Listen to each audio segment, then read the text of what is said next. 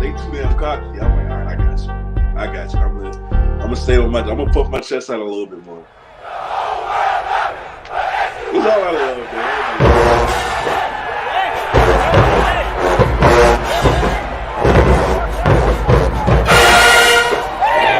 Y'all ain't about this whole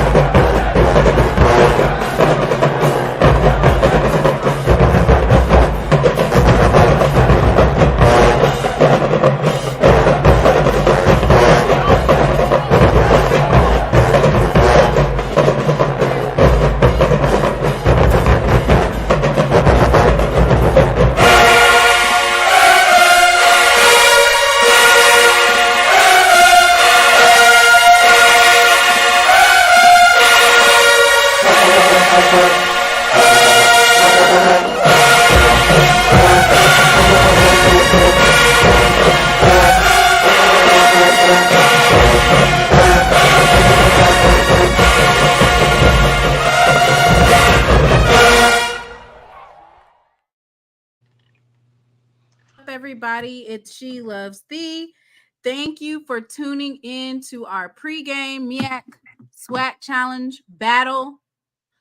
Jackson State University versus South Carolina State. It's going to be a good show tonight. And, you know, I'm excited because, number one, I love to talk about football. I love debating. I love the back and forth.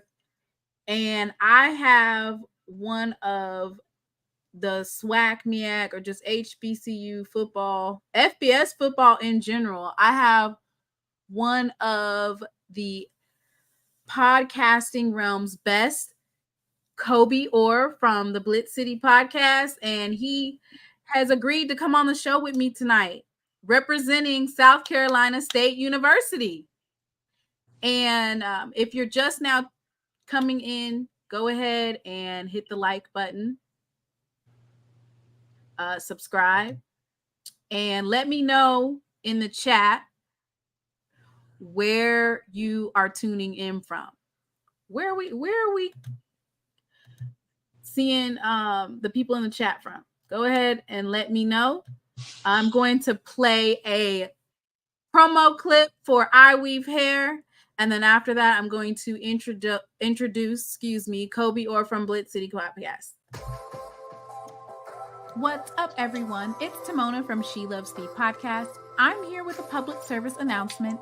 It is official. SheLovesThee Podcast will be sponsored by I Weave Hair for the upcoming 2023 football season.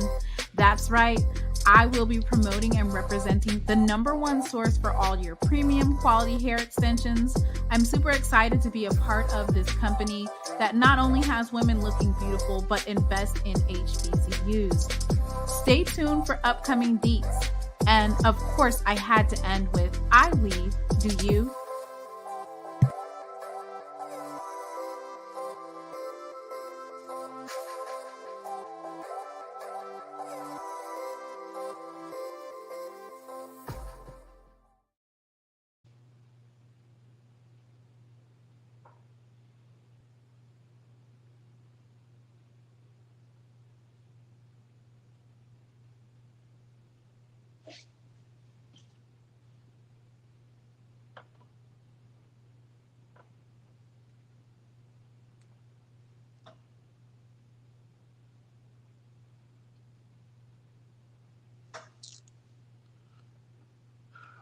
I can't hear you.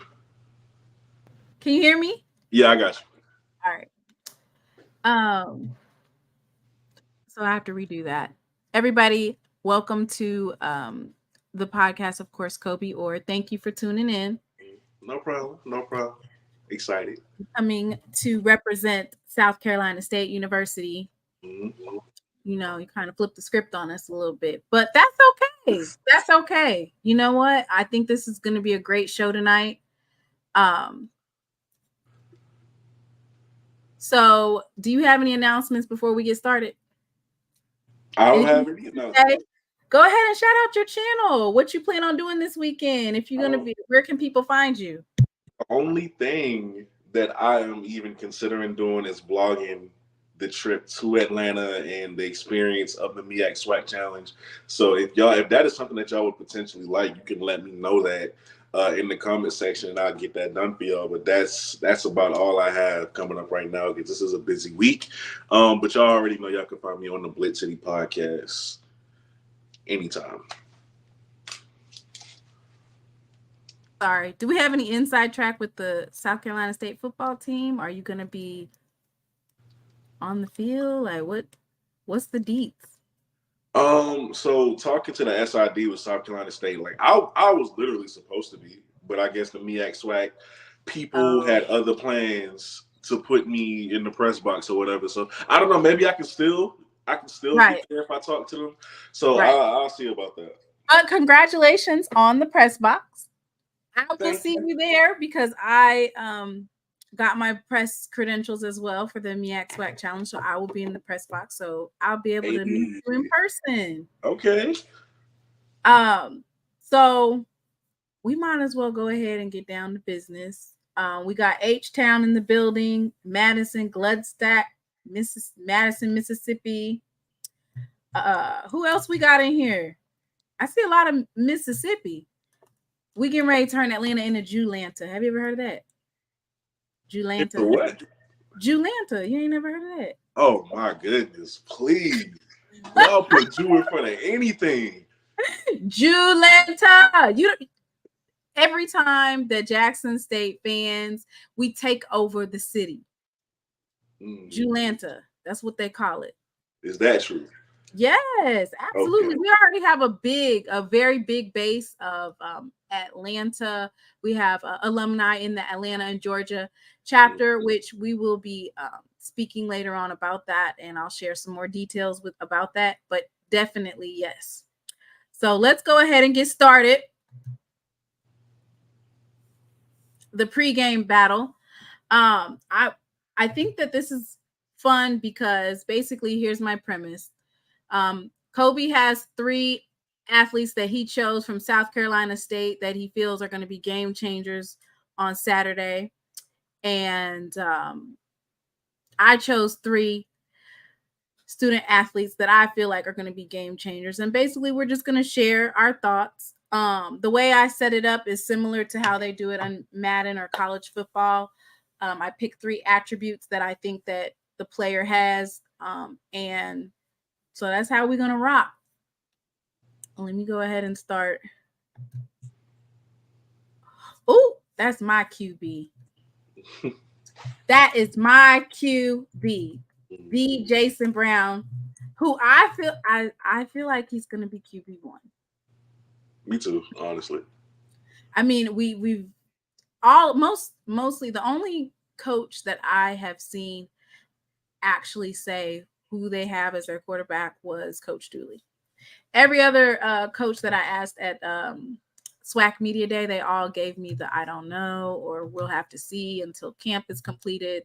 So that's the only coach when I asked who your quarterback is going to be, that's the only one that shared it.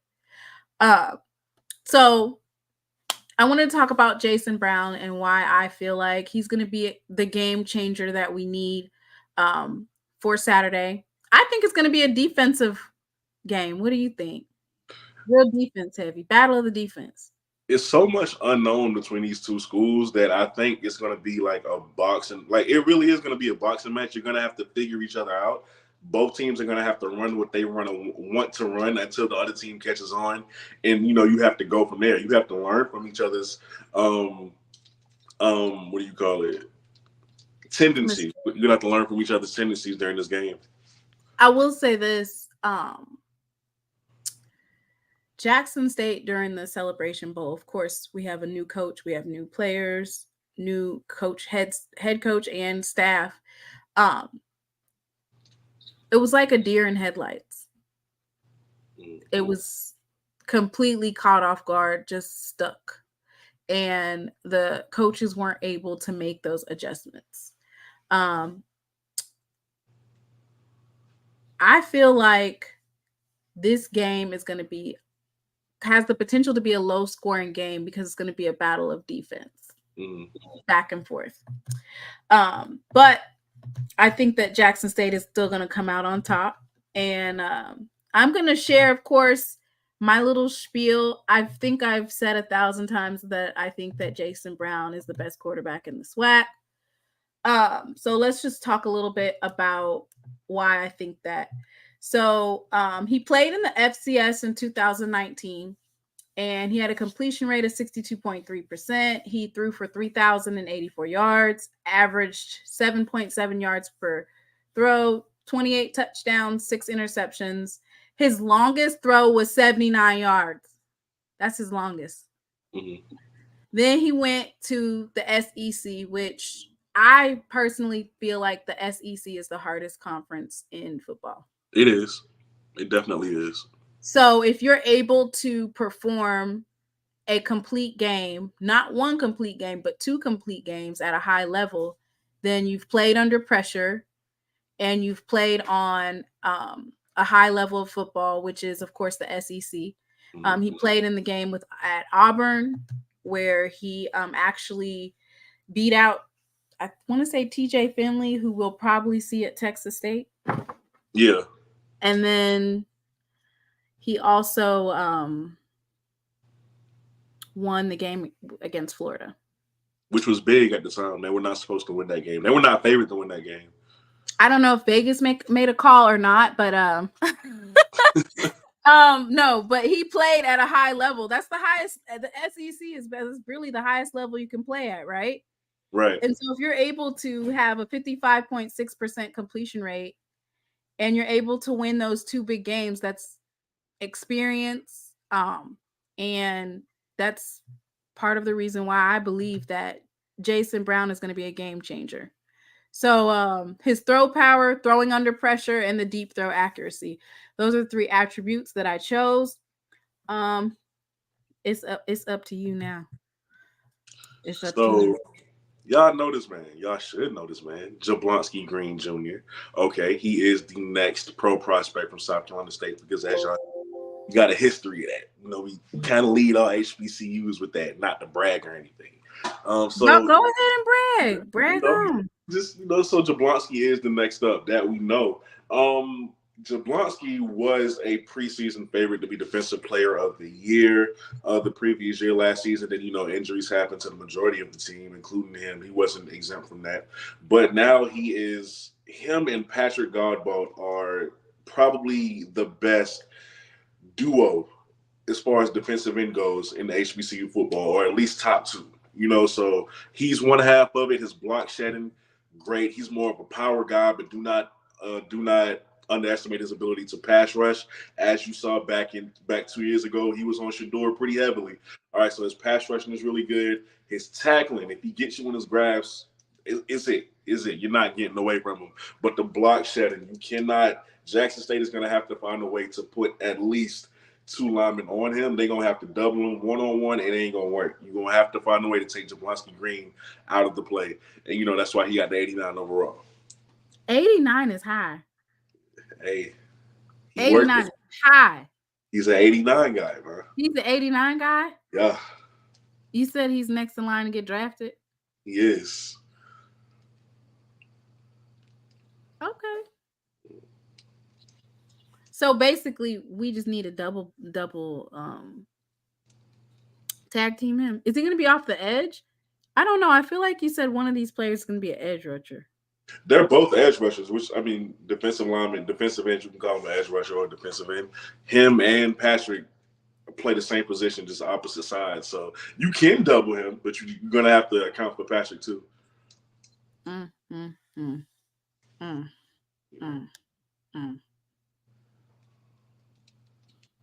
Same duo from 2 years ago. Same duo from 2 years ago, but a lot of those other. I'm just saying. I'm just saying the key pieces, the rest of them, they can't do all the work by themselves. Oh, nah, for sure. For sure. They got some freshman defensive linemen in there. Mm-hmm.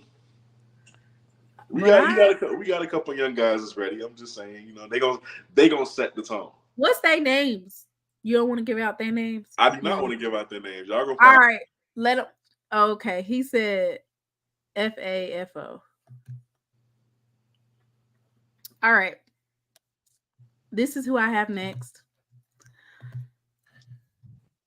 If you are actually tuning into this live and you are from the MEAC, you should know who Matt Noll is.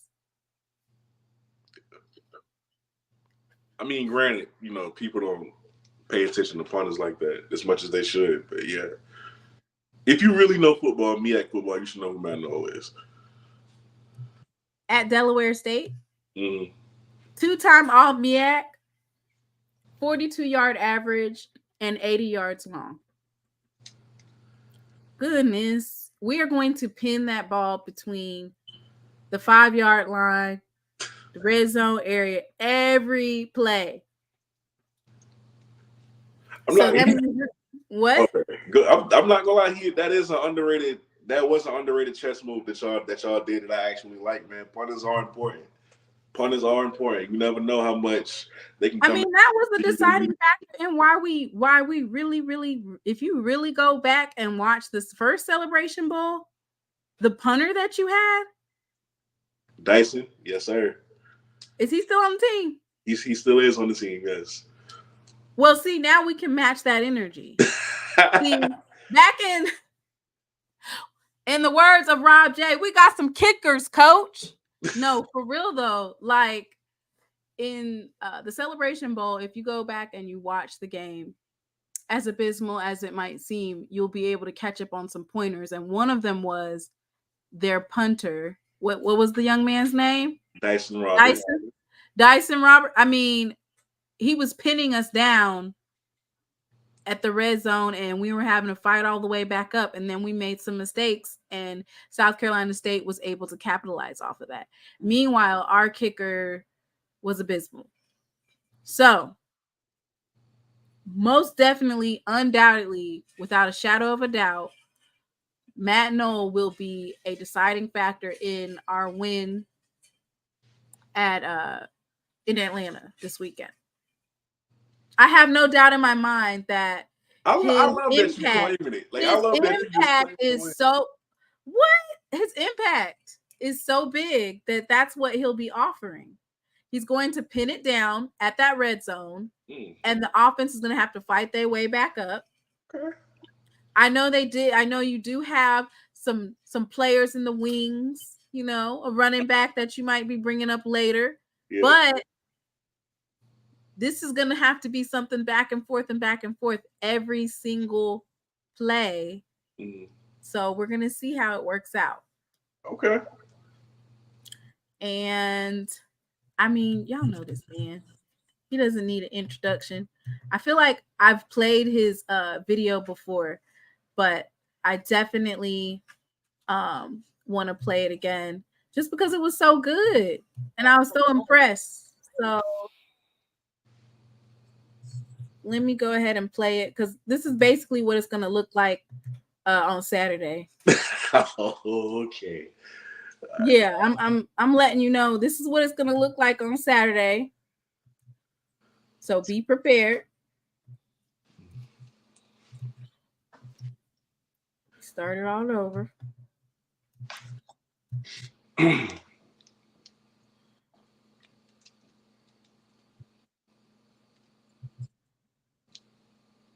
Ooh.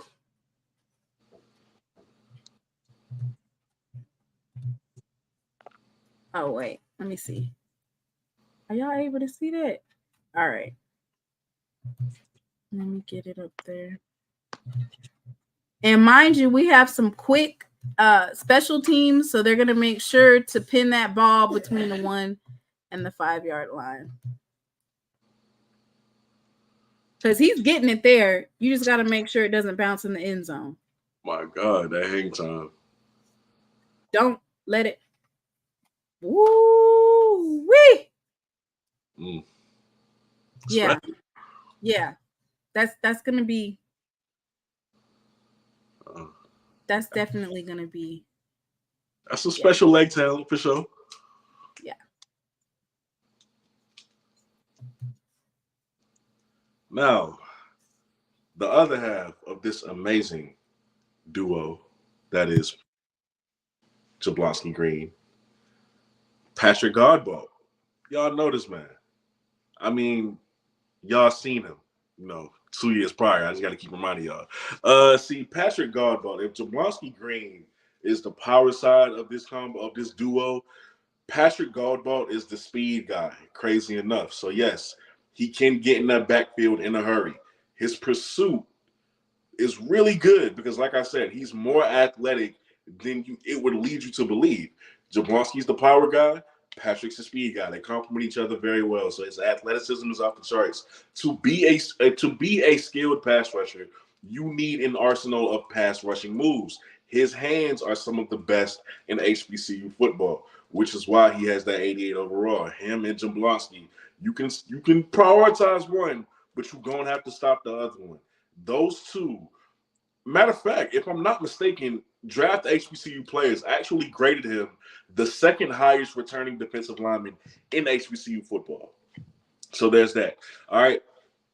All that man does is produce. Jerblonski gets all of the attention a lot of the time, but Patrick Godbolt is just as good and just as productive. So that's something Jackson State is going to have to look out for too. Both of those guys are returning. They're here. They're going to be here Saturday, and that's something y'all going to have to put up with.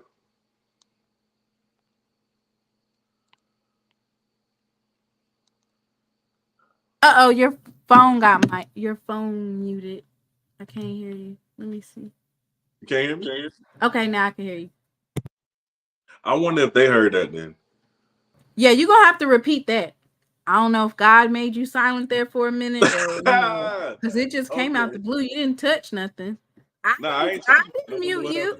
I didn't mute you. I want you to tell me. So just rewind a little bit. All right, so Patrick Godbolt. Jerblonski is the power guy of this duo. Right. Patrick is the speed guy. He gets in that backfield in a hurry. He's very fast, very athletic. If he's pursuing you, he's gonna catch up with you. He's gonna decrease that gap that you have between them in a hurry. On top of that, his athleticism. You wouldn't even think it by looking at Patrick, but he's very athletic, more athletic than Jerblonski, as a matter of fact. And to be a skilled pass rusher like Patrick, you have to have good hands. Every skilled pass rusher has to have good hands. You have to have an arsenal of pass rushing moves. That's what he specializes in. Patrick Godbolt is the perfect complement to Jerblonski in his power game. He has the speed, he has the athleticism, and pursuit-wise, man, you might not get away from him if you run at his side. And he's on a couple of watch lists, correct? He is. Draft HBCU players graded him number 2 in all of HBCU football as far as returning defensive lineman. Is he in his last year? I believe Patrick is in his last year. Him and Jerblonski got a year. I think he's leaving though after this year as well. I think they'll both leave. He said he was ranked 2 in FCS for the draft. Okay. Okay, Mr. Godbolt. And you ranked him, of course, 88. 88. Special. That's high. Hey, you see the rankings. Yeah. I didn't come up with the grades that he got from other people. Right. He earned that. That's why he got that. And he's from South Carolina, from Blythewood, South Carolina. Yep. Okay. Columbia, basically. Oh, okay. Right around the way. Yeah. So we also, I guess, whatever happened to Yancey Washington, is he still there? I don't think Yancey's there anymore. Okay. I just see that he was on the that I guess that was on his page. I was trying to find some film. Y'all South Carolina folks, y'all keep it kind of secretive over there at South Carolina State. I don't know if that's on purpose or, y'all don't reveal too much unless we're looking at, That's on purpose. Oh, okay. That's definitely on purpose. You old school coaches, they don't want to reveal too much. So. Right.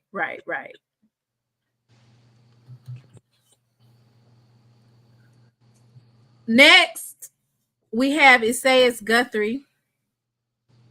And, even you said that, he's got a problem because he got that dog in him. He got that dog in him.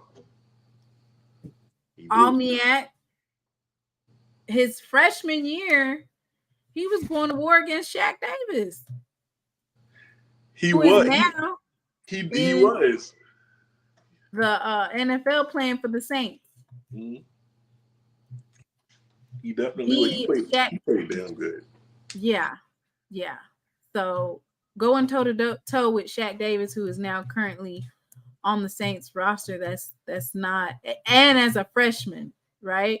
Yeah. I actually got that footage of Esaias and Shaq Davis going against one another, and I'm gonna play it. Talk about that touchdown. That wasn't a touchdown. Talk about that touchdown. Okay. That was not a touchdown. Okay. I think it was out. Oh, of course you do. No, I don't. I think it was out because it looked out. It looks like it's out. He pushed him out.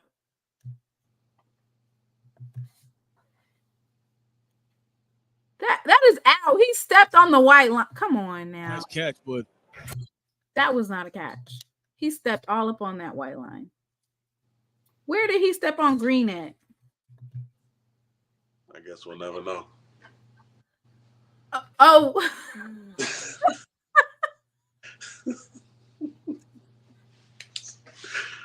There was not a lick of green on that cleat.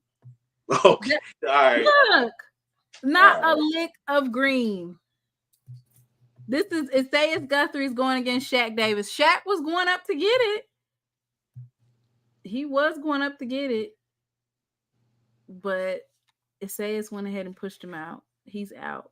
Yeah. That was a close game, too. We had a lot of close games with Delaware State.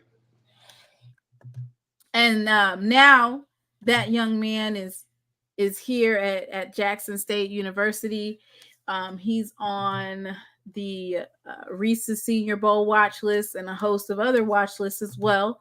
So, we got toe for toe. Jackson State and South Carolina State got some players that are both on that watch list. I should do a poll and ask, was that in or was it out? I don't know. It looked. I'm going to ask. He's also a top 50 safety, a top 50 draft eligible safety, mind you. Because I remember when he sent me the article because he was really excited about that. So, yeah. A lot of draft buzz with Esaias.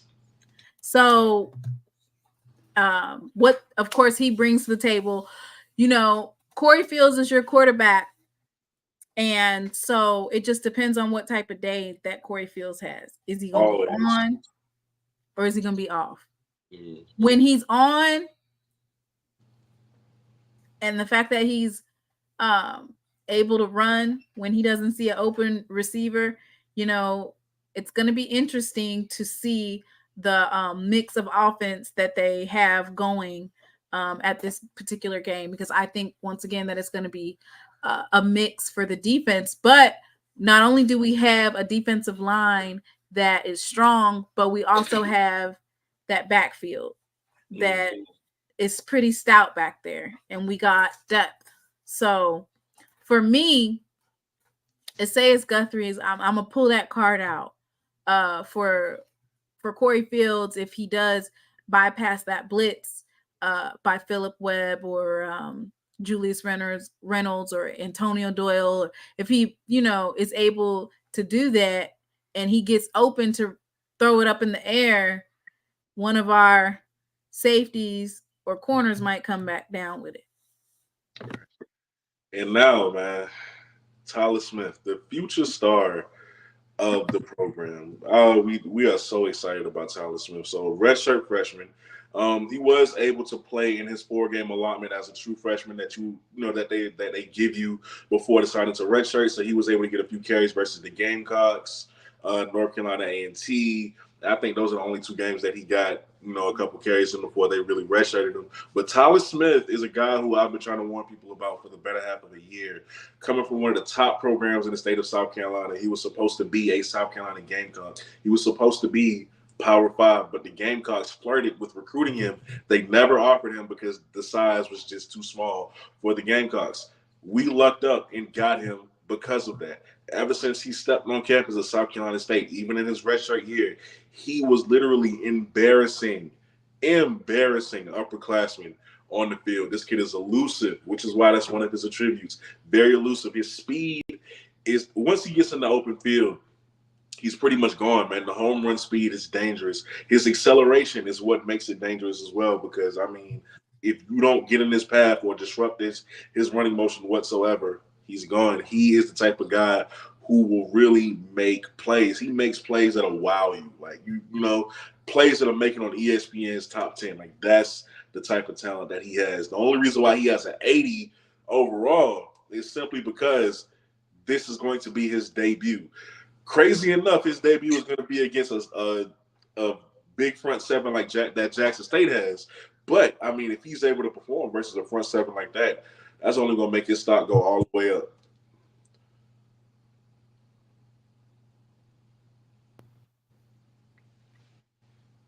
Uh-oh, wait. Your sound went out. Again? Yeah. Another beast. Ask my son when he spun off him in the spring game. Yep. He won't let his son live that down. What's his son's name? Dang, not embarrassing your own son. Wait. His son, at the spring game, Tyler Smith, it was like 3rd and short, and they gave it to Tyler to pick up the first down. His son is a linebacker, and his son literally had a great jump off the ball, met Tyler as soon as he got the ball, but Tyler spun off of him and picked up the first down, and it was just so beautiful to watch. And he ain't let his son forget that play since it happened. That's why I always laugh. Uh-oh. But no, his son is definitely a good player though. That was just an amazing play by Tyler Smith. So that's why I always laugh when he says that. They ain't gonna let him live it down. Oh, that's it. That's our 3. So you got Tyler Smith, Jerblonski, Green, and Patrick Godbolt on your end. And then I have, of course, Esaias, Guthrie, Matt Noll, and the quarterback, Jason Brown. I am getting ready to open up the StreamYard so that we can get some folks on here to share what they feel. Okay, maybe it's just me that can't hear him. What they feel about, of course, South Carolina State versus Jackson State. If you want to come up here and share your thoughts on it. But while we're waiting for folks to tap into that StreamYard, let ORNG come in here. All that hating he doing in the comments. Oh, not hating in the comments. Hating. Good Lord. While we're waiting on folks to join the StreamYard, can you speak a little bit about Coach Buddy Pugh and, him announcing that this is going to be his last year as head coach of South Carolina State? Your thoughts on it? Because it's interesting enough, last night, Doc Holliday and HBC Overdrive and Mr. Ford, they were all on the live with you and Brian, and Mr. Ford asked you about what you thought, and you were just like, well, it's not really in the talks. Everybody's just supporting Coach Buddy Pugh. It's not even in the mirror for that. It's not even in there. Then less than 24 hours later, boom, he said that this is going to be his last year. So what are your thoughts on that? Yeah, so which is true. Nobody was going to, until Coach Pugh made it known that he was going to leave and that he had intentions on leaving, we weren't going to talk about it. That was just a collective agreement around the program, which is why I didn't want to speak on it either. Because the Golden Boot podcast, he asked me like a couple of weeks prior, and I was like, I can't really talk on that until Coach Pugh says it. So everybody around the program for the past few weeks, past few months rather, they kind of had the feeling that his time was almost up. They just didn't know when. We didn't expect it to be this early, but we're not upset. Like, how you would expect people to be upset about losing a legendary coach like Coach Pugh, but we're all happy for him because he deserves the rest. Like, he's had a long, great career, man, and what he's been able to do for the program with the resources or the lack thereof resources that he's had, it's been tremendous to put that much kids in the NFL, to recruit the way that he did in state with one of the lowest recruiting budgets in the NCAA. I mean, he deserves this. And honestly, I think him making this announcement is going to make the team play for him even harder this season, knowing that will be his last season. Even though it's not really guaranteed, because Coach Pugh, he kind of made that announcement at least 3 or 4 other times in his career, but I think he's truly done this time now. And then as a follow-up question, let me get since he's made the announcement, let me get a short list of coaches. I want Channis Berry from Benedict. Listen, Mr. Ford was right. I wanted to agree with Mr. Ford so bad, but I just wasn't going to bring it up until Coach Pugh said he was leaving. Mr. Ford be knowing, yes. Mr. Ford knows. David. Mr. Ford knows what he's talking about. That is. Mr. Ford knows what he's like. I want Channis Berry. I think he would be perfect. Okay, if he wants to make the move. Now maybe he won't, because he does have a good thing going with Benedict right now at the Division II level. But I don't know a coach who doesn't want to move up, continue to move up in his career. And if he wants to prove that he can coach at the Division I level, what better way to do it than to not even travel far, going right to Orangeburg from Columbia? That's not a far drive at all. And coaching South Carolina State and continuing that tradition of developing players the way that he's been able to do. He's seen what Coach Wilson was able to do at Bowie, at Morgan State. Why couldn't he do the same thing at South Carolina State with the young talent that Coach Pugh has already assembled that he's going to leave behind after this season? So that's a segue. You don't have anybody. Somebody else in the chat said, somebody said Maynard need to go back to South Carolina State. First of all, please. Why do your face like? See, that's why you're always a Mimi, because your facial expressions. Maynard, first of all, Maynard is a Aggie at heart anyway. All right, so he's already a rival. He can go to them. He ain't coming here. Absolutely not.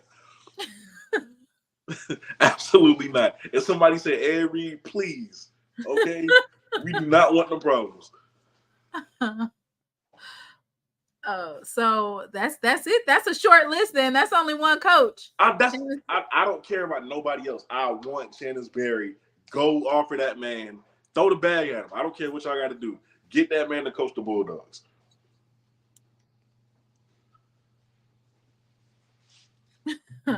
They getting on you, Cobi, because you chose to switch sides. I said, why are you wearing long sleeves? This fireplace ain't this. Not real fire, man. This is electric. This is electric. All right, so I'm good. The temperature is fine right here, enough for me to wear this. All right. One thing I would like to say about this upcoming game, because I think it's pertinent to talk about, is you guys have new offensive coordinator. Mm-hmm. Well, not really new, but new, yeah. What you mean not really, really new? What's that mean? He was with South Carolina State before, and he left, and now he's back. He was there in 2021?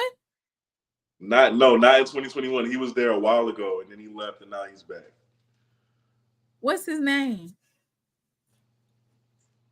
What is that man's name? Well, I'm over here fishing, ain't I?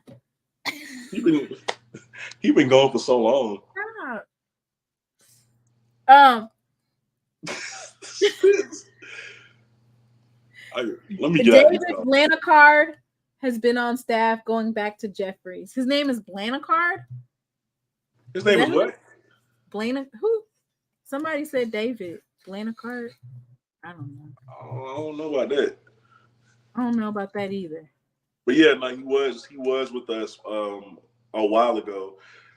Took another job, and now he's back. And the way the impact that he's had on Corey Fields is something I'm glad that has happened. You know, I'm so glad that man is back, because the difference is night and day from what I've seen last year. It's night and day. I ain't saying Corey gonna come out this Saturday and be an all-world quarterback. I'm just saying he looks a lot better than last year. And I think offensive coordinator is Kevin Magwork. It's a white man. It is, yeah. Oh wow. Hey Brian, how you doing?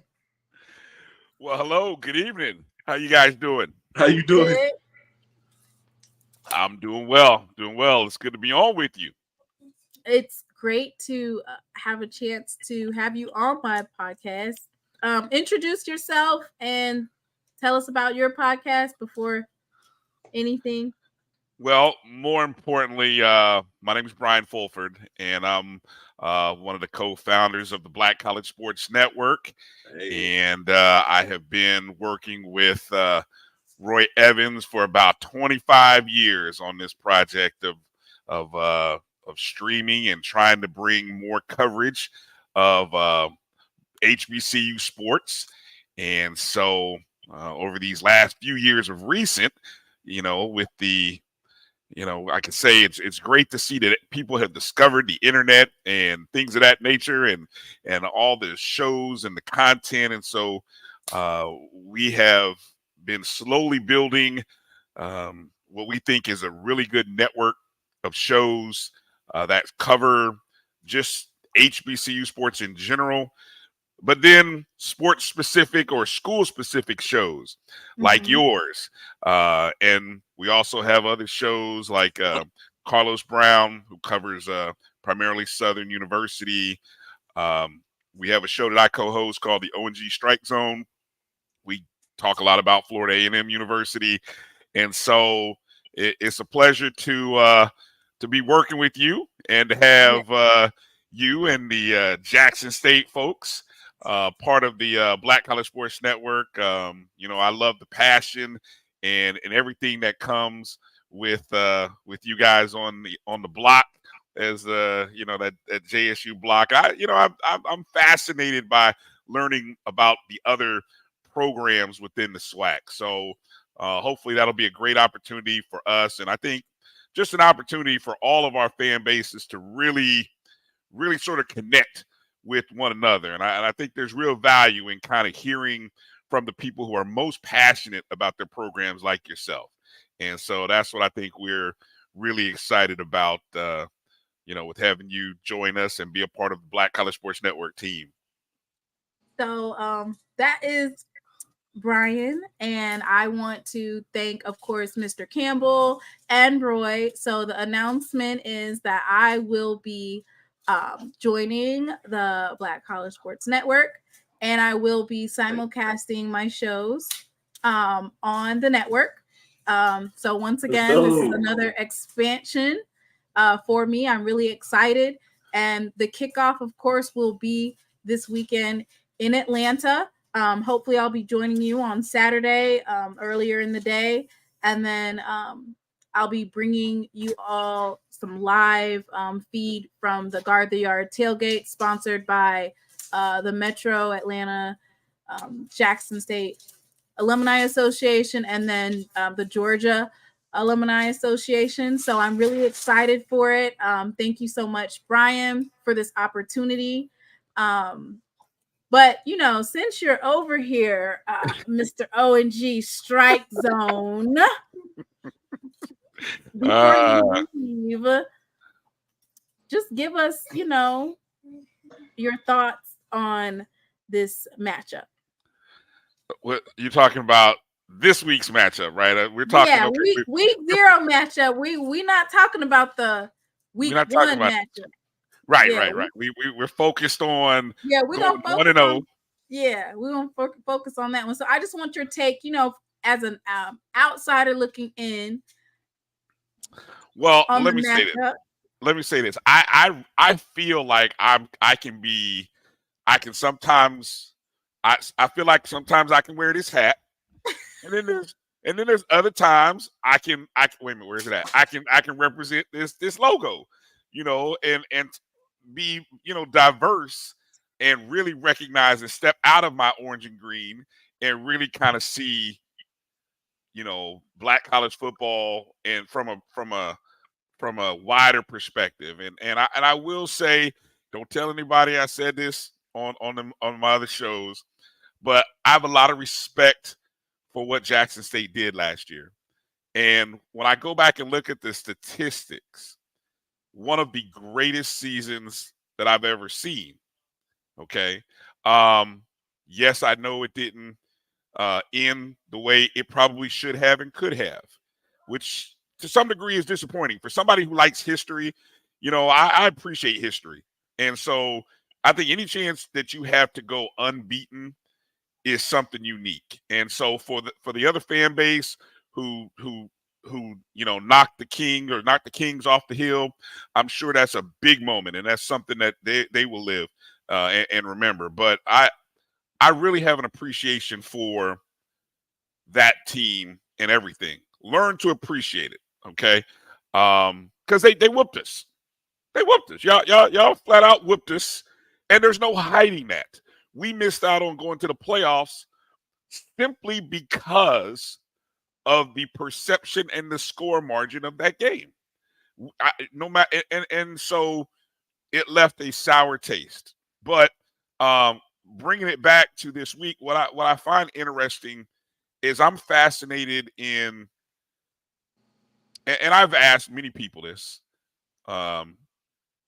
Show me a team that has lost the production, the starters, the coaches, everything that Jackson State has lost, and still be able to turn it around and have a great season. Now, I don't know how you're going to define great. I'd love to hear how you define great this year.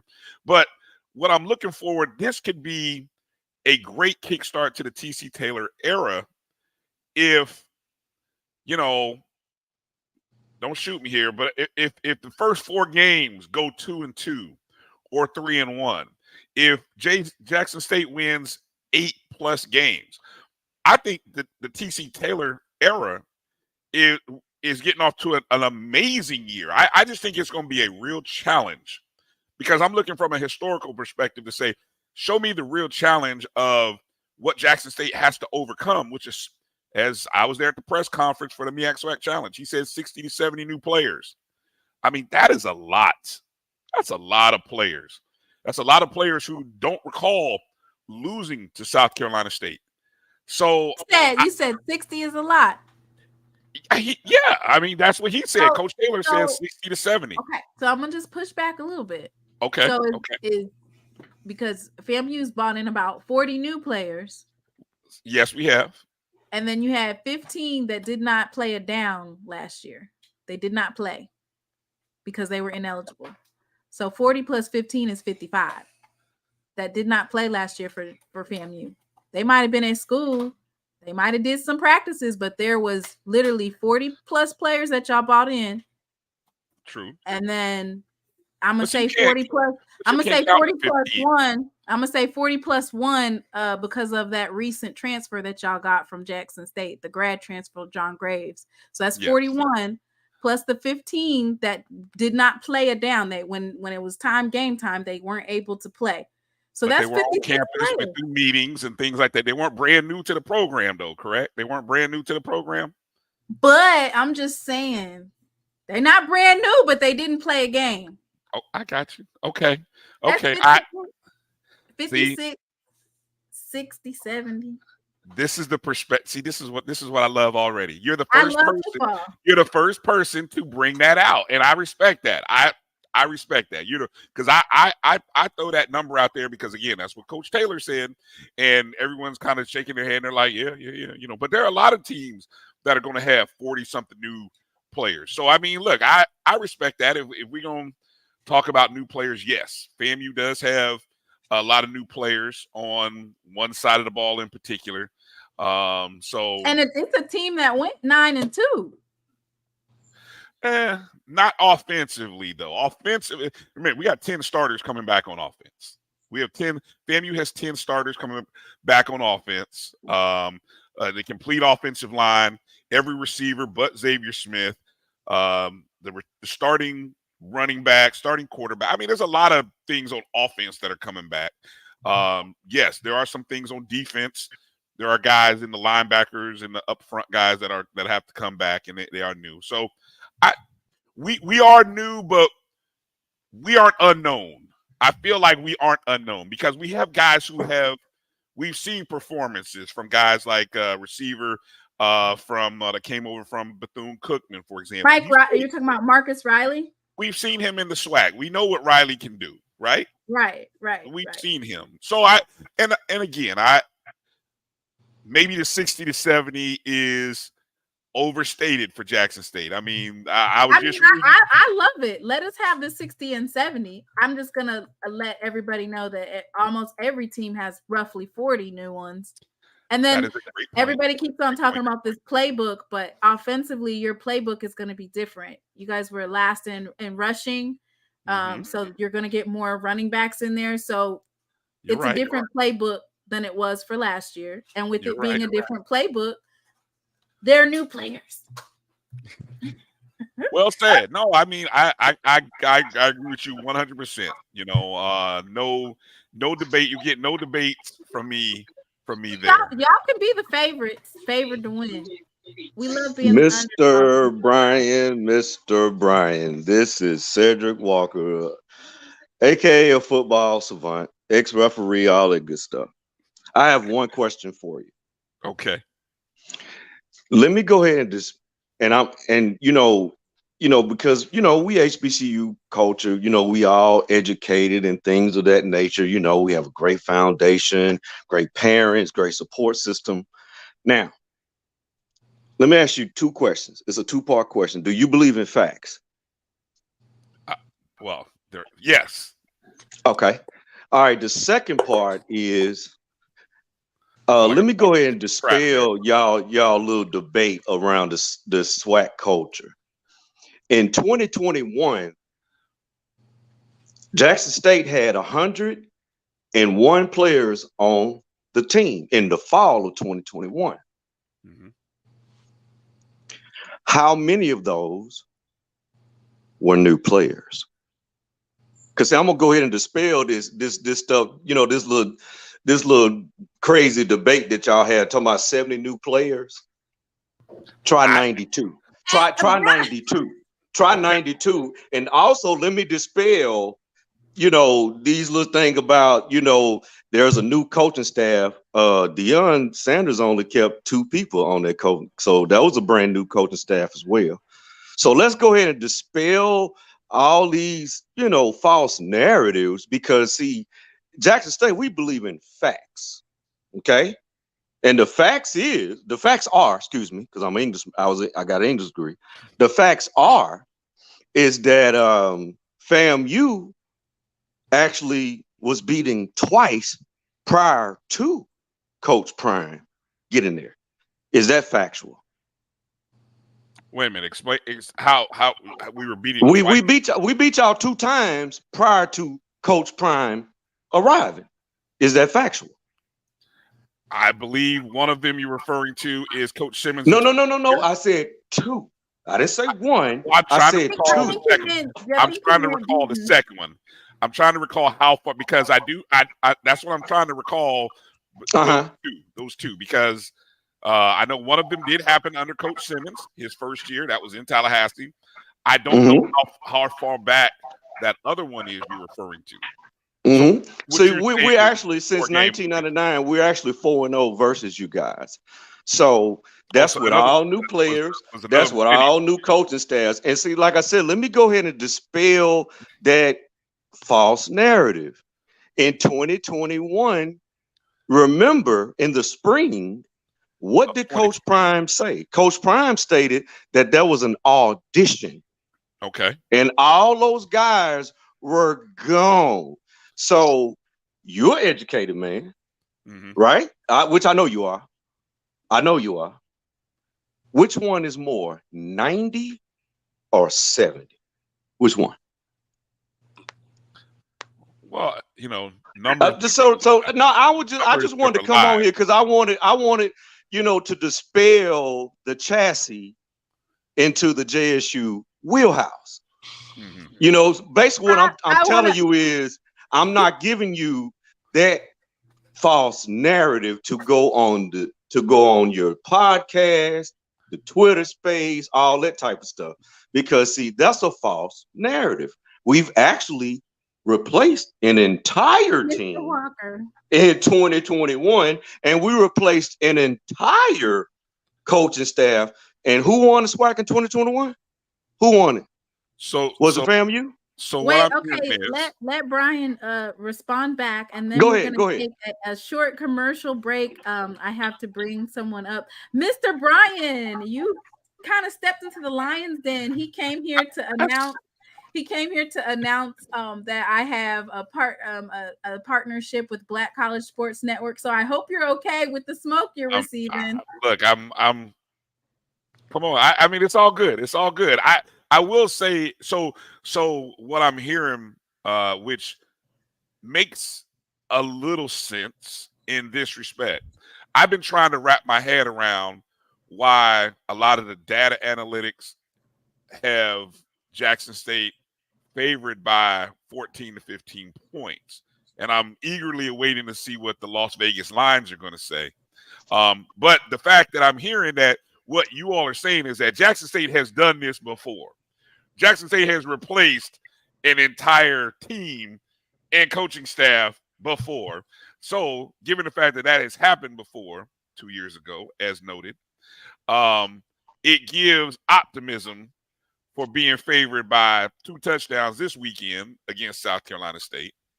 And a lot of people, a lot of predictions are saying that Jackson State will beat Florida A&M. That's what I didn't hear that prediction. I need to look that one up. That's what the computers say that. That's what okay. the computers say. The AI, the chat GPT. Yeah, we'll see what happens after this weekend if the computers will still think that way. So that's the basically this is a I hope. This is a I hope chat. So I'm trying to get all this stuff straight. So you're down with the I hope JSU loses? Is that what you're doing? Because we have the number one recruiting class. Wait, Mr. Walker, I do have to. We have to take a commercial break, and I have to a segue for just a second. So let's put that on pause. I'm gonna let you speak right after. I wanted to introduce a special guest to the show. Her name is Yolanda Harris. She was Miss JSU in 1986, 1987, the 1986-87 school year. She's a current member of the JSU National Alumni Chapter and the Metro Atlanta Alumni Chapter. She's the Media Relations Chair. And I'm excited to bring her up. She's going to talk a little bit about this weekend. If everybody wants to stay on, please do. Brian, this is an amazing conversation. Mr. Walker, as always, we love to have you up conversing. We need a little bit more smoke towards South Carolina State, but you letting Cobi make it. Y'all letting Cobi make it. But no, look, Cobi's my nephew. I just wanted to come in, and I'm just messing with old Doc Bryan, because Doc Bryan, I'm gonna tell you something, man. When I say I sneak in the middle of the night and watch O&G, I love it. I love your tone. I love your voice, and you do come factual. And that's one thing that, I love. And like I said, I'm just picking with you because it just seems across the HBCU space is that's the only thing that people can say. But I'm like, you got to think about what actually happened in 2021. First of all, we didn't even know what was going to happen because Coach Prime was a brand new coach. So we were thinking the exact same thing that you guys were. Right. But man, look, man, I love what you're doing.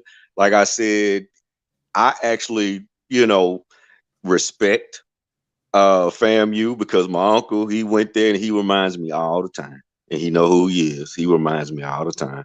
But until y'all, you guys play Jackson State, I'm a ride with you, because people will tell you, just a little history about myself. I ride with all HBCUs until you play Jackson State. And So even basically, after you play Jackson State, and thank you guys again for giving Timona all these wonderful accolades and giving her more opportunity, because we all know how she's bred, and we all know that she's gonna represent in the right way. And it's not only that she's a JSU graduate, but she's an HBCU culture foundationalist. I always remember that we are all HBCU culture foundationalist. Just think about what that is. I love that. Because that's who we represent. And we have to understand, when we out here in this thing called corporate America, we are bred the right way, we are raised the right way, we are educated the right way, and we produce the right way. And that's all I have, man. Just wanted to pick with you again, Brian, man. And again, thank you for all the opportunity, man. And just keep pushing, man. I'm behind you guys. Timona knows all the time. Cobi knows all the time. If there's anybody that's gonna support you, they're gonna always call me Uncle C. I'm always support you, because, like I said, you guys are the voice of the culture.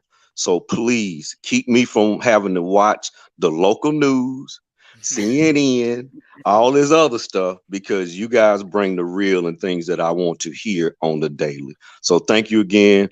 Love you guys. Y'all take care, okay? And I'm in the chat. Thank you, Mr. Walker. Brian, me and you might have to have a show just like this when it's FAMU versus Jackson State. Well, look, my guys had already, for anyone who had watched the show on Wednesday, my guys had already said, hey, we gotta have her on. We gotta have SheLovesThee on the show Wednesday, because we like to, before our games, we like to have a guest from our upcoming opponent to just give our fan base a vibe of what the opponent is like.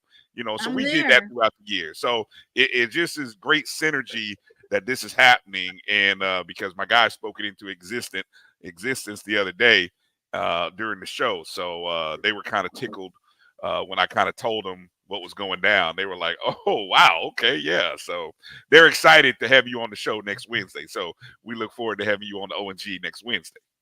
And I will be there. Mr. Brian, if you would like to stay on, or if you have to go, I just want to let you know how much I appreciate you and Roy, and I look forward to, of course, this journey that we're getting ready to build together.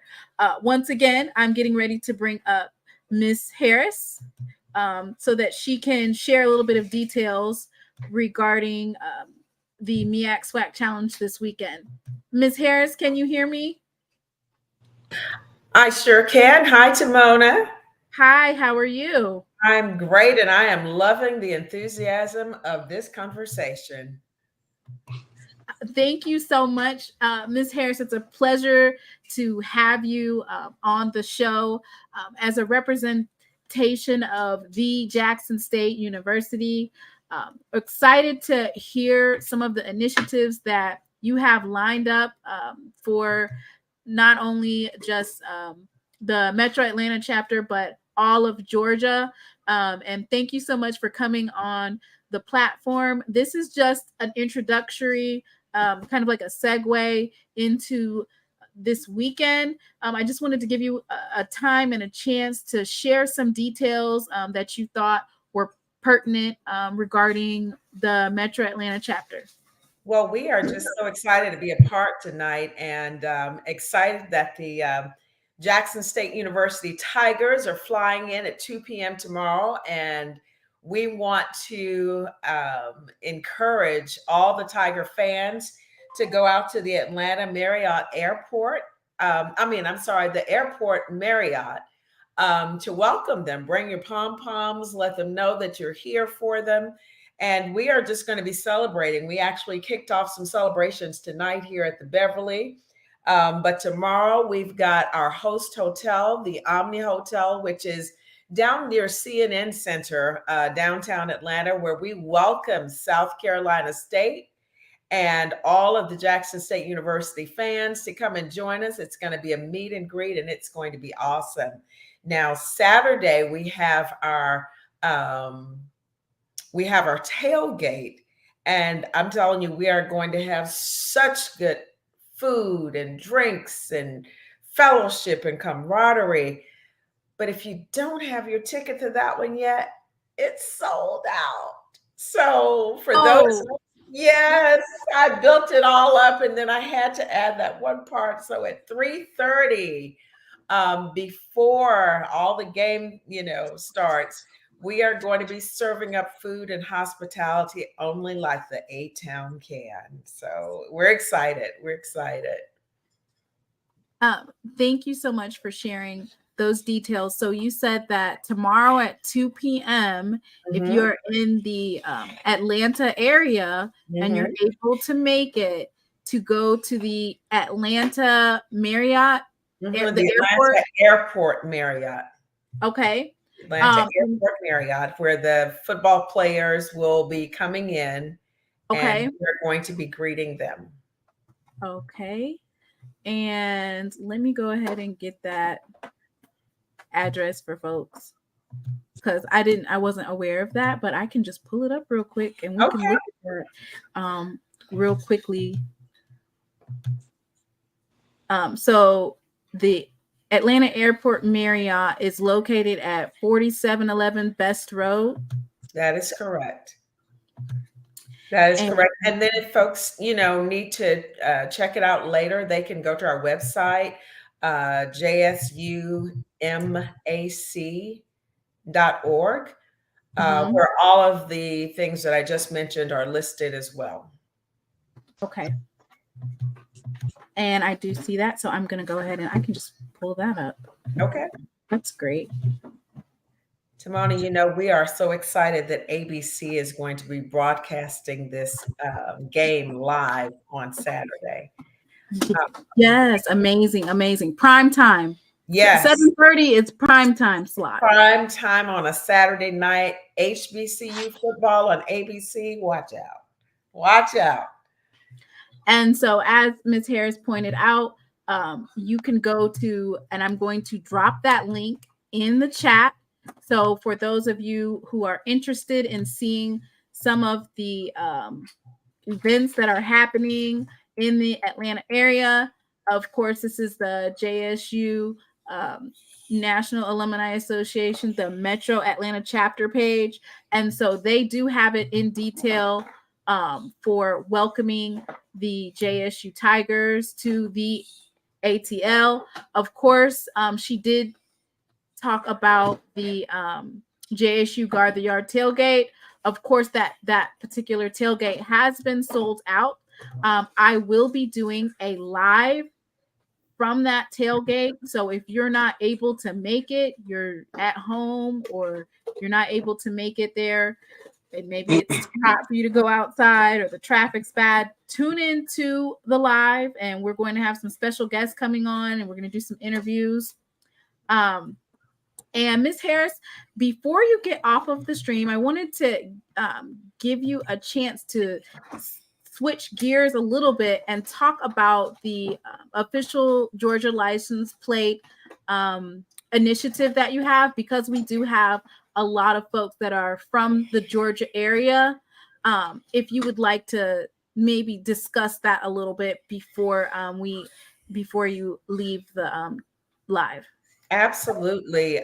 For many years, we have been working toward the goal of having a Jackson State University car tag, and we want the support. This is a nationwide effort. We want the support of all of the Tiger fans to contribute. Here in the state of Georgia, an application of this type costs $25,000, and we know that's nothing for the Tiger Nation. So we want to encourage you all to support us in this effort. This is an effort that is being pushed by 3 of the Metro Atlanta chapters. There's the JSU Metro Atlanta chapter, which I am a part of.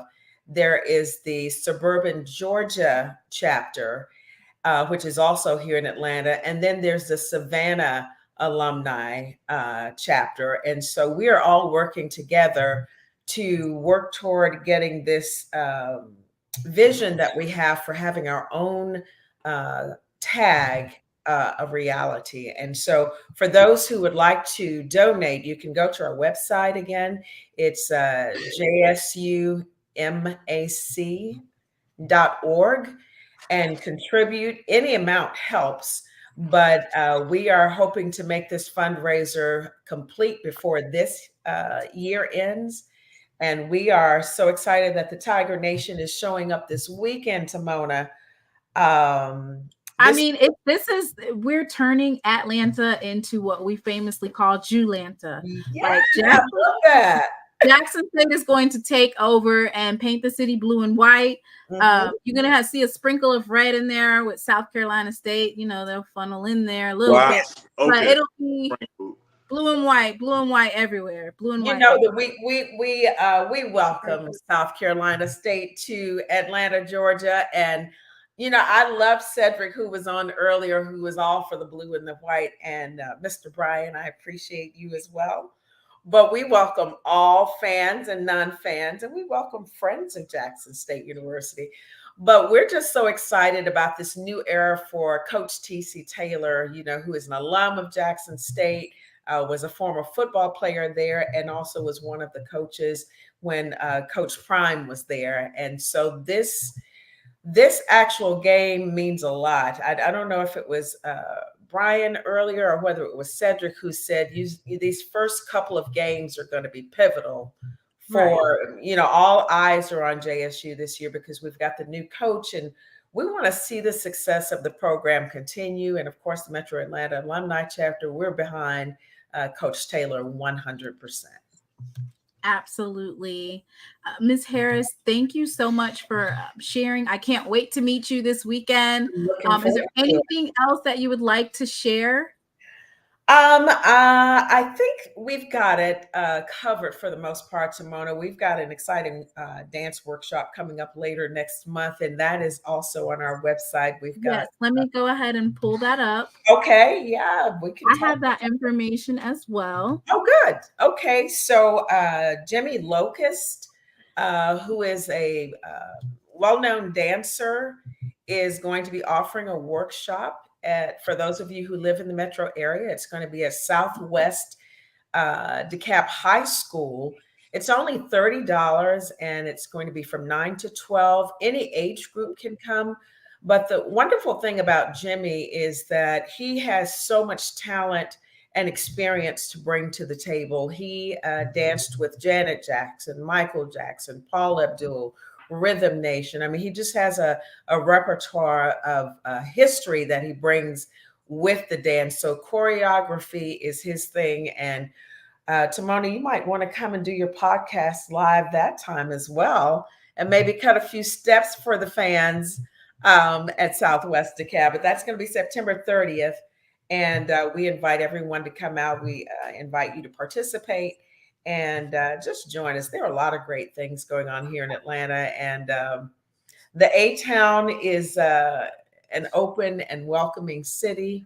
And we are just looking forward to the big win at this MEAC SWAC challenge this weekend. Absolutely. Absolutely.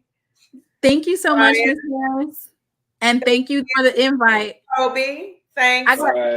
I got 2 left feet, but I said I got 2 left feet, but I might be able to be able to come down there, but I got 2 left feet. Come on. We need you out there, and we look forward to seeing you all on Saturday, 7:30 p.m. Thank you, Ms. Harris. Thank you so much. Everybody, send her some hand claps in the chat and some blue and white hearts. Uh-oh, my son. He's clapping it up for you. I love it. He's got his blue and white on. Thank you, sir. You're the best. Welcome. Aw. Mona, he's wonderful. Thank you. All right, thank you. All right. And that was Miss Harris, former Miss JSU. Thank you so much for coming and speaking with SheLovesThee Podcast and BlitzCity Podcast for the MEAC SWAC Challenge pregame battle. So now the gloves are off now. We taking the gloves off. We throwing the smoke. You know, y'all been throwing too much smoke at Brian. You know, we got 7 days to throw smoke at FAMU. Trust and believe. We are not gonna leave them unscathed. But Cobi over here just chilling with his fireplace. They know it's good. You went unscathed. You know, it's a reason for that. What is the reason that you have went unscathed? I'm trying to figure it out. Deep down, y'all know what we do. You know it's a possibility that you can go in there and it could be a 31-10 game again. Y'all know that. Y'all know that. Who knows that? That's why y'all, that's why y'all letting me live. And I appreciate it.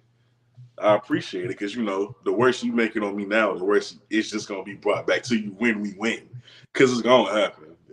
When I tell you this man is straight up being disrespectful, I am just flabbergasted. Love y'all, though. Y'all know that. We going to win. But I just... Say it, Blue. Say it, Blue. Bulldogs by 60. Let's get it, man. Bulldogs by 60? Can I ask a question? So, Cobi, when you heard me, and I don't know, you may have seen these numbers as well. When you saw these numbers, these predictive scores that are running out there saying Jackson State will win by 2 touchdowns, what was your thought? What? I said they got a better chance to give us any black they take. And if you know, you know. Listen, man. They said the same thing 2 years ago. Look how that turned out. We do this. We don't bow down to nobody. We ain't scared of nobody. We put Clemson on the schedule just to get our guys to the league, man. We voluntarily put ourselves through these gauntlets to be ready for moments like this, man. We ain't worried. We ain't worried about it. So yeah, I saw the scores. I saw the predictions. I thought it was ridiculous, but I knew they was going to do what they was going to do. When we step on that field Saturday, everybody going to find out what's up. All right. So, come on now. Come on, dog. Come on. So you know how SheLovesThee work? I usually pull up receipts. So the person that's doing the talking, I'm gonna let him talk back to himself. I'm not gonna do any talking. I usually let the person who's doing the talking, let them talk to themselves.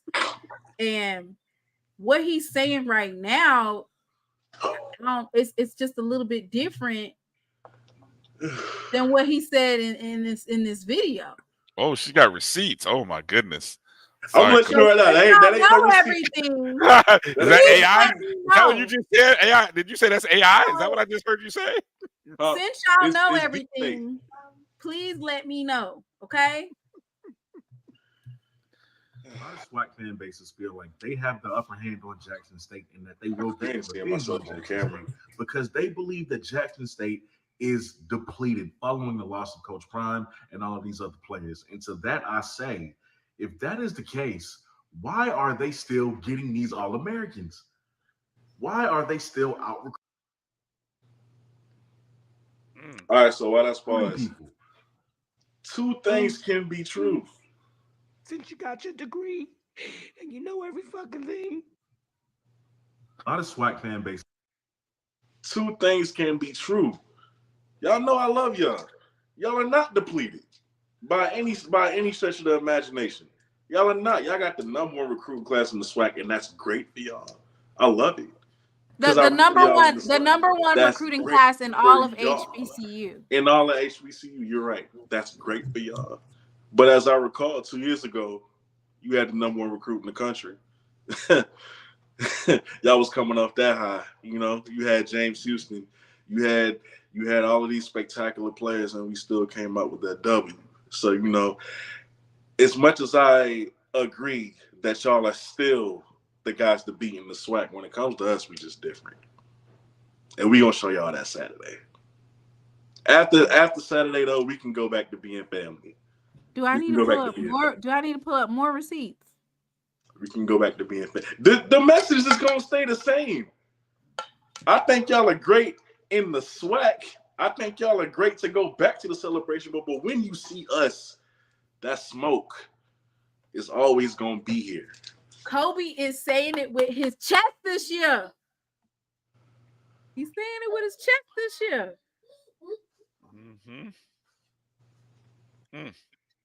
I like that. I like that. Brian, what do you think? I'm just a casual observer. You know, look, look, the fact that Coach Pugh is retiring, we're celebrating. We're throwing flowers because he whooped up on us plenty of good years. Thank God for Willie Simmons coming around and putting an end to those years of misery with South Carolina State. And of course, we won a bit of a losing streak against y'all. So I'm just a casual observer this weekend. I'm just watching. I'm just sitting back and with my popcorn. I'm just. I mean, listen.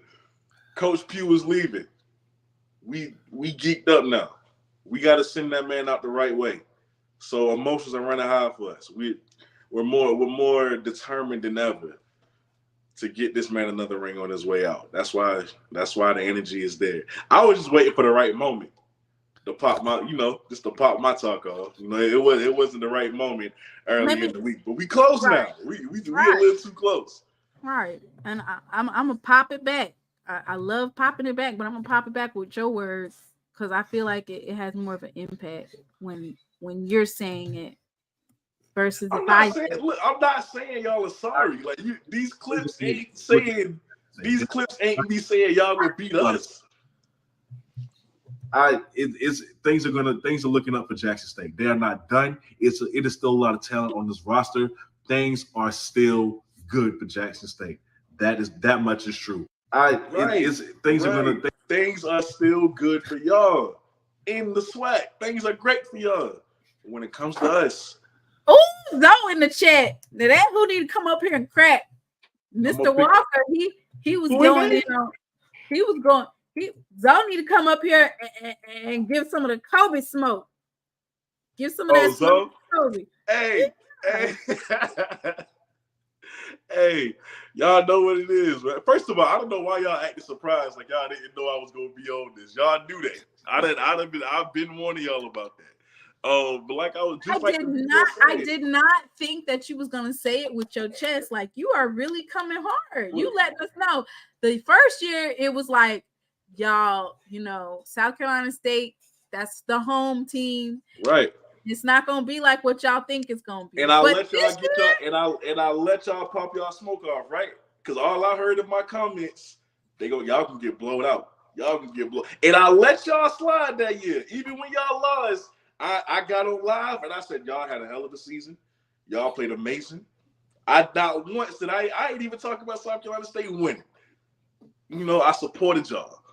But see now, y'all still gotta come to me with y'all can get blown out by 40.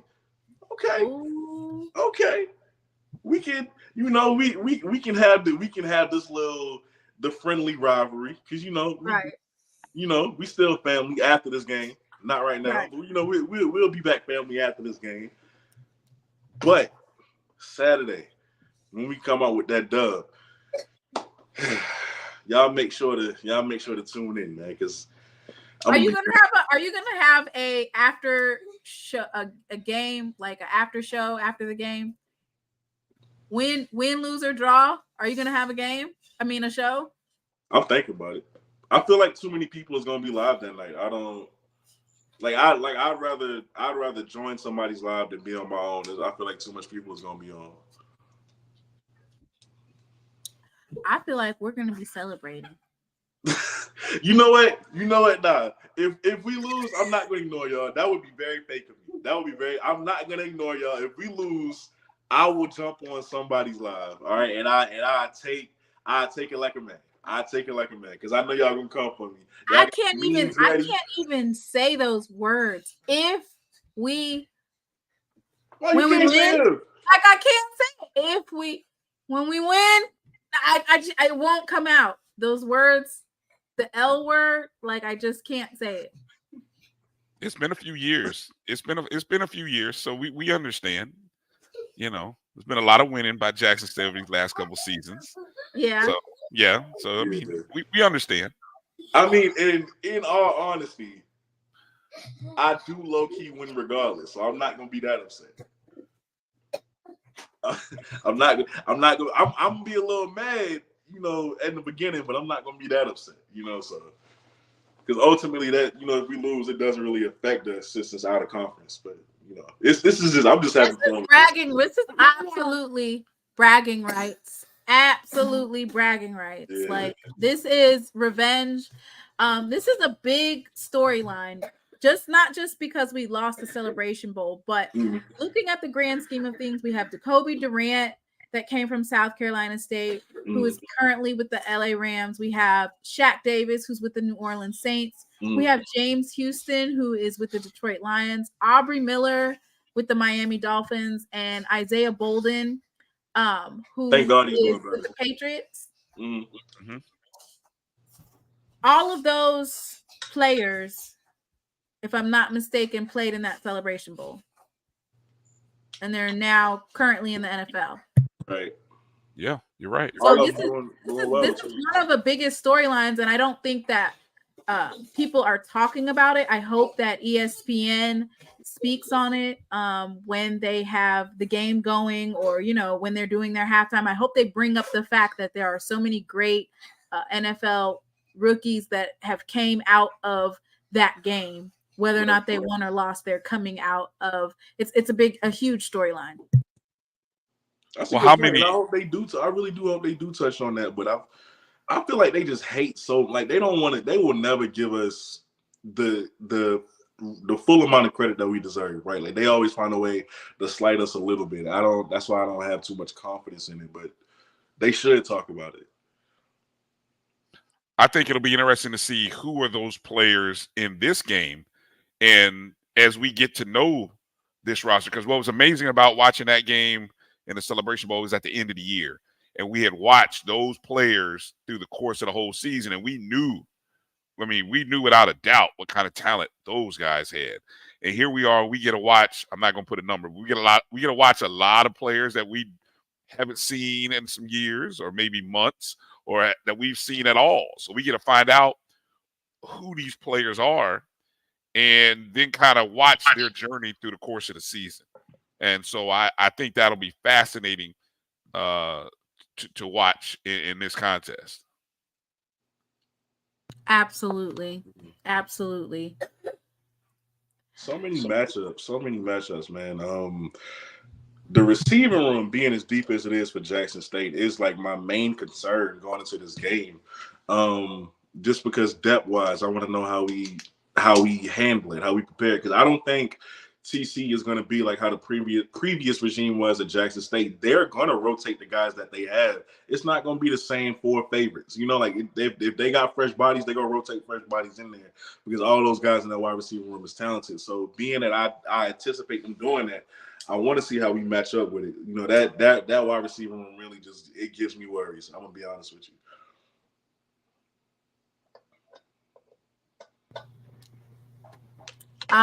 Let's put our score and who you think winning in the chat. What you think the score going to be, Cobi? I'm gonna go because I don't think it's gonna be no blowout. Now I'm gonna say 24-18 South Carolina State, of course, walking out with that W. 24-18. Two touchdowns and what? What is that? A safety? What do you do? Two safeties? Like, where's the 18 coming from? How you get? I had a dream about this. That's why I'm going. Okay, Mr. MLK. Three touchdowns, no extra points. I had a dream about this. It came to me in the dream. That's why I'm saying it. So you're okay.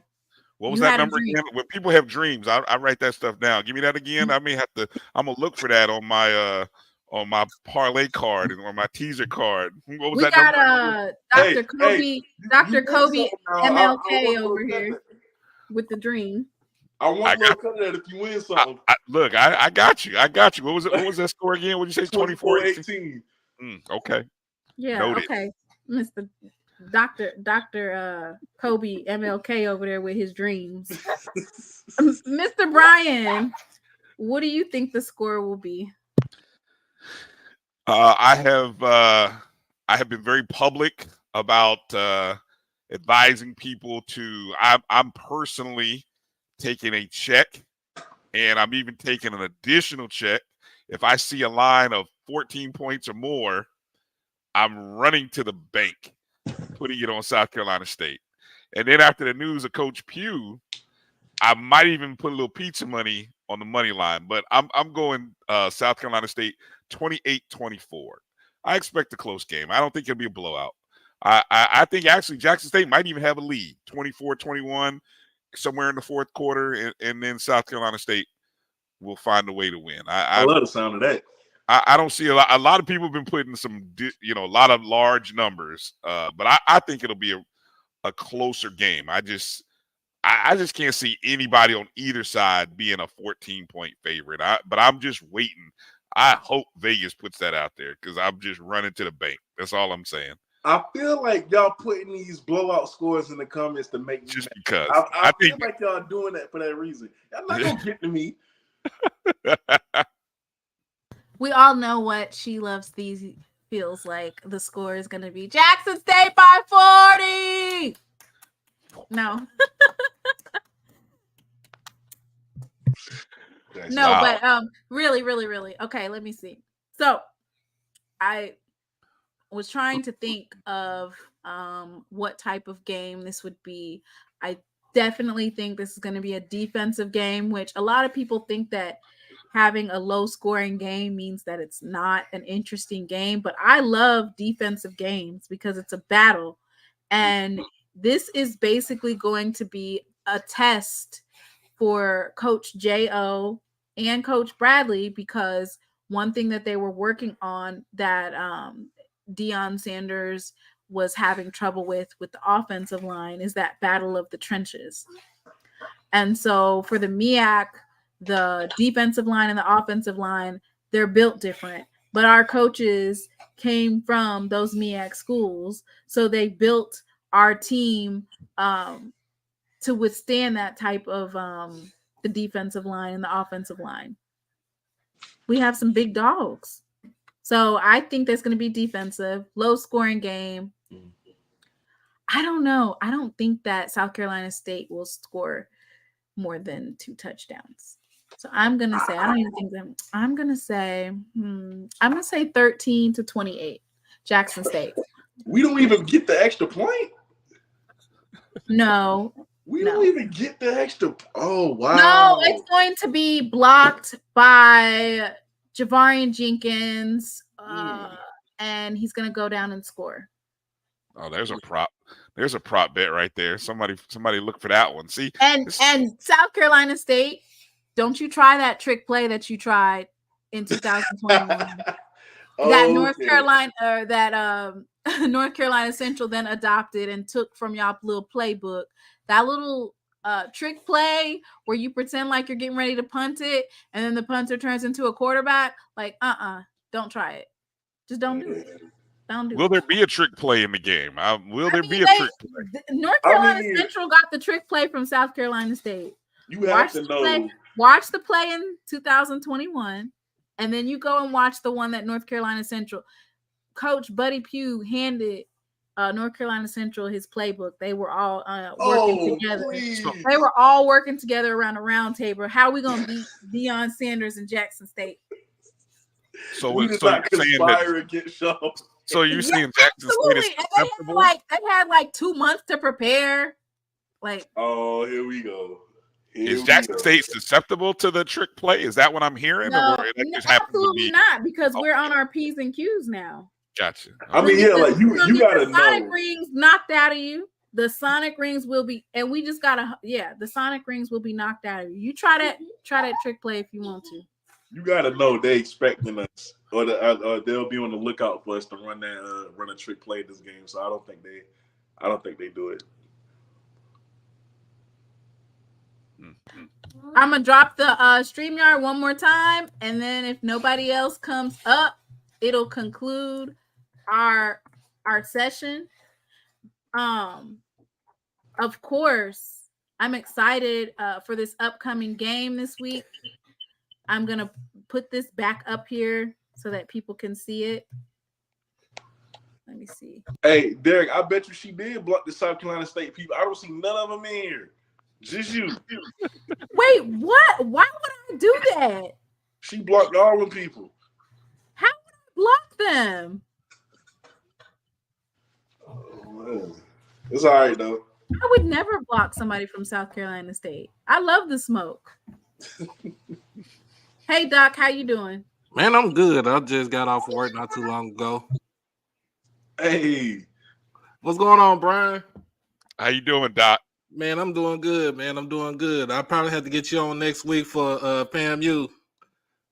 We're doing a tour. Okay. Like Cobi, we on tour this season. Hey, oh my God. I'm gonna really have to answer y'all if we lose. I'm kind of. I told you, I'm glad they're Cobi. tapping your head in the chat. I'm glad you've been going unscathed. What? Cobi, he's just been going just all willy-nilly out here. I told him if y'all lose, they lose, man. The memes coming up. Hey, I got 2 days. I got 2 days to talk before that happens. Possibly. Hey, you better be glad I ain't down in Atlanta either, man, because it's been a whole different story. It'll be a whole different story, man. But I missed a lot. So, but Russell, look, my score prediction, I said it yesterday. I got Jackson State winning 27-21. I don't see it being a real high scoring game. I see a lot of defense being played. I see a lot of mistakes because it's the first game of the season coming around. So, and I also see, like we said, we don't know which Corey Field's going to show up. Was one going to show up from 21 or the one that's going to show up from last season? And like I said, don't worry about the quarterback situation for Jackson State. We got that handled. So, You hear that, Cobi? We got our quarterback situation handled. Oh, he said we heard it last night. You heard it last night, and Mr. Brown told everybody what was going on last night too. Listen, that's great. That's wonderful. It's sensational. I'm happy for y'all. Truly. JSU and photo. Nah, I'm stopped. Let me stop. Yeah. Now, gonna keep that same energy, my brother. Let me stop. I done spoke enough tonight. Let me stop. Oh wow! It looks like the betting, as far as like the sports betting, they're pretty evenly killed, right? Do you know Jackson State fans bombarded my inbox trying to bet me like real money? Oh, I believe it. Y'all are crazy. Tell them all you gotta do is say if no, I can't even say it. If I lose, you guys can donate to my channel. So if South Carolina State loses, then donate to your channel, right? Matter of fact, let's do it. I like that. That's how you can do that right there. I'm gonna go back and reply and tell them that. I'm gonna be racking. Might as well get the cash out ready. It's gonna be an active night Saturday. All right, let's see it. I mean, we 18-point favorites, so. Oh, okay. So Blue, the poll is. I'm gonna go ahead and replay this. You know, we had some. Though it must be those MEAC refs. The MEAC refs are something else, and this is proof. I have proof that they are something else. This is a play. This is Esaias Guthrie versus Shaq Davis. Esaias Guthrie as a true freshman covering Shaq Davis, who is now currently in the NFL playing for the New Orleans Saints. I'm going to pull up this play, and you guys tell me whether or not you think Shaq Davis was in or out. The ruling on the field was a catch. I watched that game right there. I thought he was, in a sense, I thought he was out, but you know, Yeah, y'all would say that. You Y'all got would at say least that. one toe. no, I looked at it though. Like I thought he was out, but you know what I'm saying. Either way it goes, he say he was in. You know what I'm saying. I guess he got Let's that. ask Brian because he's non-biased. Brian, you're non-biased because you don't go for Jackson State or South Carolina State. Is he in or is he out? It looks like to me his foot touches everything white. I don't see any green. So how can it be, unless it's a new rule? Maybe, everybody claims that I don't know about football. So can you hit one? Can one foot hit the white mark and it be counted as in? No. And from what I'm seeing, it is small, but that's not my fault. That's Esaias Guthrie. He uploaded that on his YouTube his Twitter, and I can't even. Another clip on Twitter of them going back and forth. Well, and you know what's interesting and sad at the same time? There's an official right there at the goal line, and I mean he's looking dead at it. So, and at that point, had Shaq Davis to get a certain amount of yards. How he misses that? Who are they playing, by the way? I'm just curious. This was Delaware State when Esaias was his freshman year at Delaware State. Okay. The reason why we were bringing up Esaias Guthrie's is that was, of course, if you're just now tuning into the chat, he was one of the impact players that I had chose for tonight. I can just go ahead and run through them real quick for a 1-2 punch before we close it up here. Cobi and I, we both chose 3 players apiece. Of course, I chose quarterback Jason Brown, and then he chose Jerblonski Green. Mm-hmm. He's all MEAC, right? Yeah. All MEAC, Draft Watch, and a host of other things. We have Matt Noll, who is also from Delaware State. We get all of Delaware State's good players. Patrick Godbolt. Apparently, Cobi is saying this right here. He could be Defensive Player of the Year, right? He would be my pick. Okay. But maybe I'm biased. Esaias Guthrie's. So that's why we played that, because Esaias Guthrie's was a true freshman and he was able to go toe-to-toe with Shaq Davis. And was the punter chosen because you're expecting a lot of punts in the game? Is that what was that behind that? The punter is chosen because of his ability to get that. Like I said it was going to be a defensive game, but the punter is able to get that ball right there. Field position game. Yeah. At the field. At the goal line, which that was if you study the Celebration Bowl, that was one of our biggest faults, is that we could not get out of that our own red zone, and we kept on making mistakes because their punter, you said Dylan Rogers, what'd you say his name was? Dyson Roberts, and he's still on the team. He is. So now we didn't have a kicker like that year. The year that we lost that first Celebration Bowl, which it's pretty good if you look at the fact that we were able to, we had certain areas that we didn't necessarily focus on, like the offensive line and our special teams, and we were still able to go undefeated in the SWAC. But for that perspective, that killed us right there. Special teams was definitely our Achilles heel. And so Matt Noll is bringing, I'm going to show you I'm going to show you, Mr. Brian, I'm going to show you why I feel like this is going to be probably one of the biggest attributes that we're bringing to this game this weekend.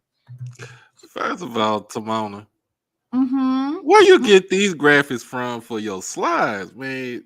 They fire now. I created it. Man, hey, you got to send me some of that. Like, seriously. That was thank you. You see that? Good one from Noll.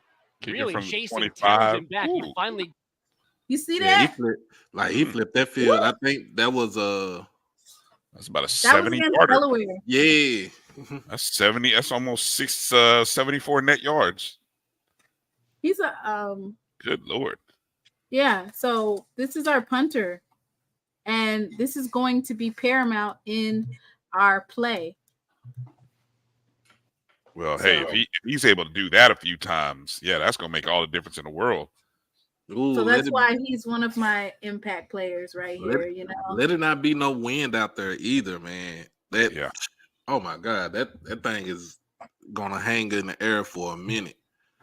It is gonna help out. It's gonna help out the players try to get down the field to cover that return.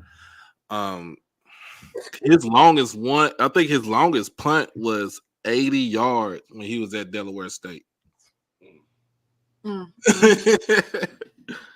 yeah. It's ridiculous. So I want to give everybody a chance to go ahead, shout your channels out, what you got coming up for the next week. Before we shut this down, Mr. Brian, you can go ahead and start, lead the way. Well, again, want to say welcome. We're excited to have you as part of the Black College Sports Network, and we have a host of shows.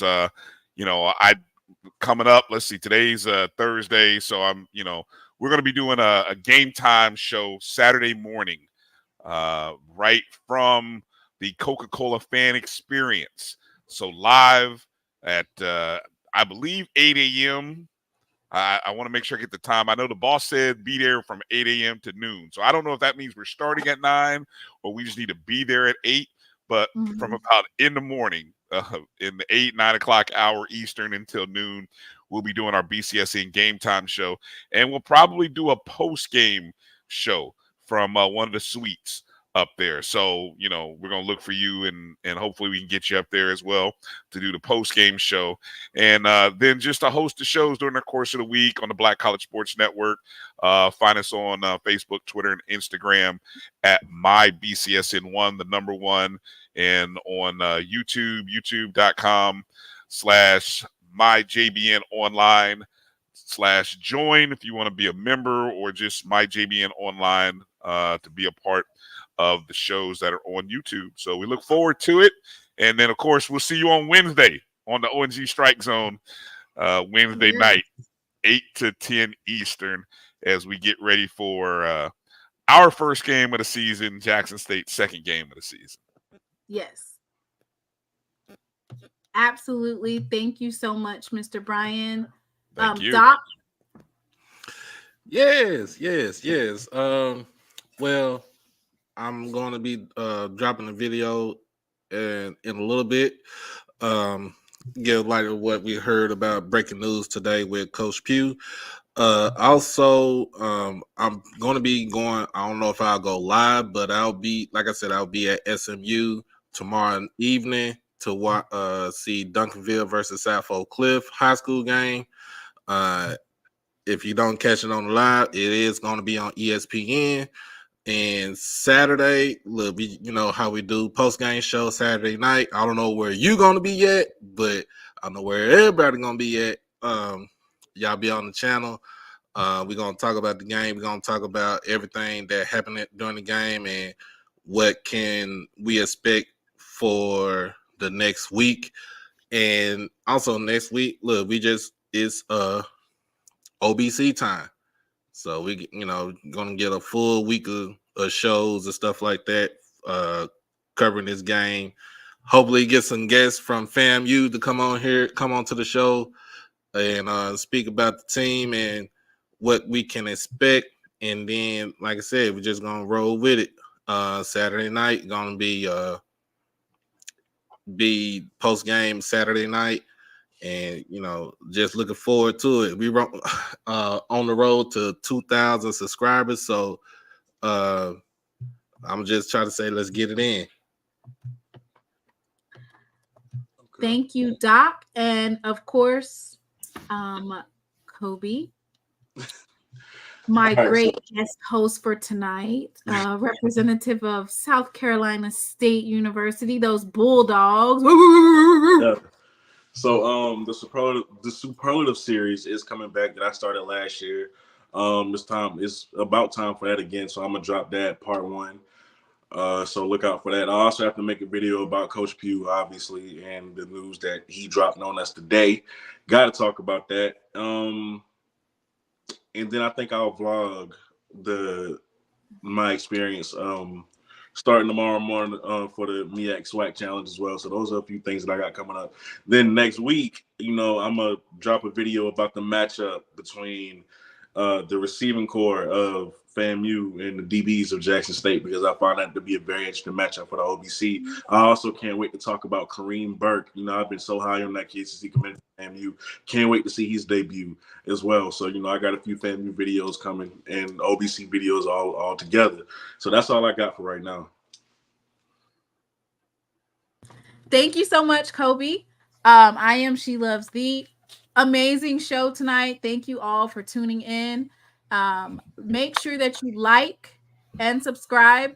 Once again, I want to thank Mr. Steve Campbell and I Weave Hair for the sponsorship, and of course the new relationship that has formed between Black College Sports Network. Thank you, Brian, for coming on the show and being a good sport, because FAMU caught a couple of strays, but you did a good job. Of course, my co-host Doc Holliday from our Saturday Night Live. Thank everyone. I do have some memberships available. You just click the join button. I am taking donations for the MEAC SWAC Challenge and for the Orange Blossom Classic. I already have my tickets, my hotel, and my car for Miami. I also just recently purchased a GoPro just to upgrade the camera, but it's always nice to get some donations coming in just because it's invested in the channel.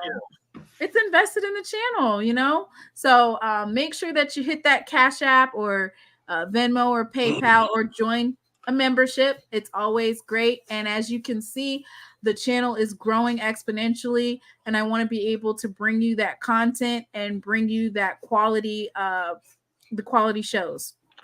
Hey, Timon, I got one thing to say before you roll off up, sign off. Yes, my bro, my big bro, Craig Hall, 3rd Ward Tiger, Texas Southern University in the house. Man, he's been going through some things as far as he's a heart attack survivor and a stroke survivor. And so, bills is kind of hectic and everything. So what I'm gonna do, I think my next initiative, man, is try to pull some together so he can have something where he won't be struggling to pay the bills, man, because he's he does a lot for TSU. Like, he gave me my opportunity to interview Namani Harris, also doing an interview with Trayvon Conley for Prairie View. So he has those connections right there. So, man, I just want to help my bro out in any way possible. So I'm gonna try to drop his Cash App so everybody can have it, man. All right. And so thank you for that. Once again, MEAC SWAC Challenge, less than 48 hours.